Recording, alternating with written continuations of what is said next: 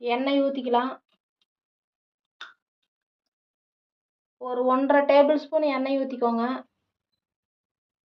எண்ணெய் காஞ்சிருச்சுங்க. ஒரு 1/4 டீஸ்பூன் கடுகு உளுந்து போட்டுக்கலாங்க.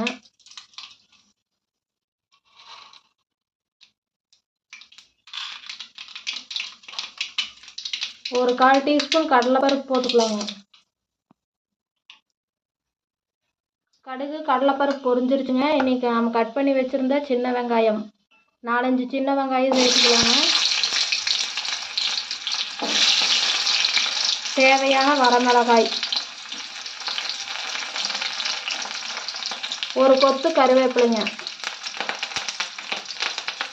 இது ஒரு நிமிஷம் போல் கிளறிக்கலாங்க.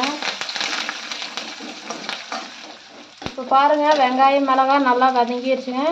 இந்த டைமில் நம்ம கட் பண்ணி வேக வச்சு தண்ணி 1/2 டம்ளர் தண்ணி ஊற்றி வேக வச்சு எடுத்து வச்சுருக்க பீன்ஸ் பொரியலை சேர்த்துக்கலாங்க.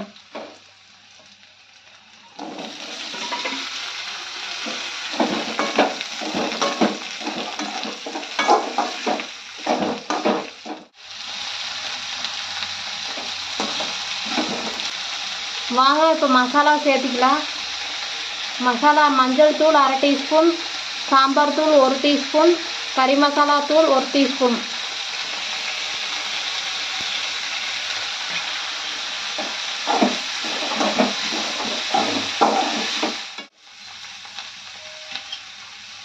தேவையான அளவு உப்பு சேர்த்துக்கலாங்க.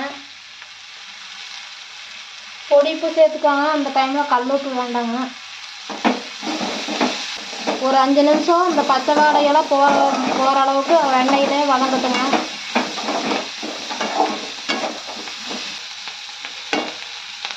உப்பு செக் பண்ணிக்கோங்க. உப்பு பத்தலைன்னா போட்டுக்கோங்க. நான் ஏற்கனவே பீன்ஸ் 1/2 டம்ளர் தண்ணி ஊற்றி வேக வச்சு எடுத்து வச்சுட்டேங்க. அதனால் அப்படியே செஞ்சுட்டேன். நீங்கள் ஒரு வேளை வேக வைக்கலைன்னா பீன்ஸை போட்டு அதுக்கப்புறம் ஒரு 1/2 டம்ளர் தண்ணி ஊற்றி வேக வச்சுக்கலாங்க. இதுலேயே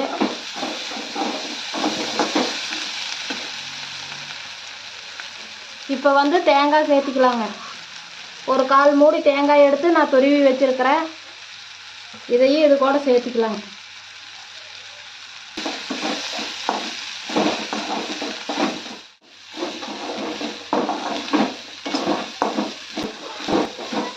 இப்போ இந்த டைமில் ஆஃப் பண்ணிக்கலாங்க.